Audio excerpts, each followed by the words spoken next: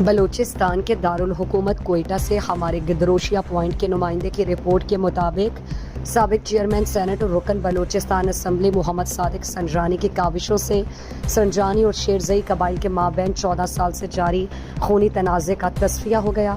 نوحصار Sanjrani house میں امن grand جرگہ میں شیرزئی قبیلہ کی جانب سے سردار نور بخش شیرزئی اور سردار تاج محمد شیرزئی، حاجی تاج محمد شیرزئی، حاجی نورہ شیرزئی، حاجی عبدالنبی شیرزئی اور دیگر سفید ریش علماء کرام اور قبائلی عمائدین کے ہمراہ میڑ لے کر سنجرانی ہاؤس تشریف لائے، جہاں ان کا استقبال کیا گیا۔ اس موقع پر حاجی احمد علی سنجرانی، میر نور علی سنجرانی اور شہید کے ورثاء کی جانب سے شہید حاجی محمد یعقوب خان سنجرانی کے خون معاف کر دیا۔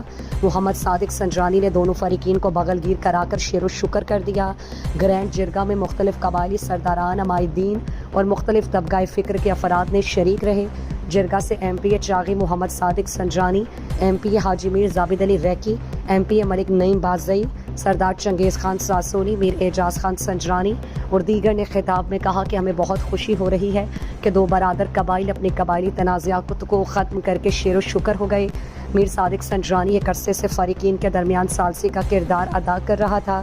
انہوں نے کہا کہ دونوں فریقین کو آفرین دیتے ہیں جنہوں نے اسلامی اور بلوچی روایات کی پاسداری کر کے اس مسئلے کو حل کی جانب لے گئے۔ میر صادق سنجرانی نے کہا کہ رخشان میں قبائلی تنازعات کے حل میں اپنا کردار ادا کرتا رہوں گا۔ نوشکی میں جمال دینی قبیلہ کے آپس میں خونی تنازع کے حل کے لیے تمام سرداران اور خیر خواہوں کو لے کر جلد نوشکی جاؤں گا۔ رخشان میں بھی قبائلی تنازعات کا حل وقت کی ضرورت ہے، کیونکہ انہی آپسی رنجشوں سے مہر و محبت اور امن و آشتی کو ناقابل تلافی نقصان پہنچتا ہے۔ نوجوان سوشل میڈیا کے ذریعے بھی قبائلی تنازعات کے حل میں کردار ادا کر سکتے ہیں، جہاں وہ اسلامی اور بلوچی روایات سے متعلق پوسٹ کریں، لوگوں کے درمیان خیر خواہی کی فضا کو فروغ دیں۔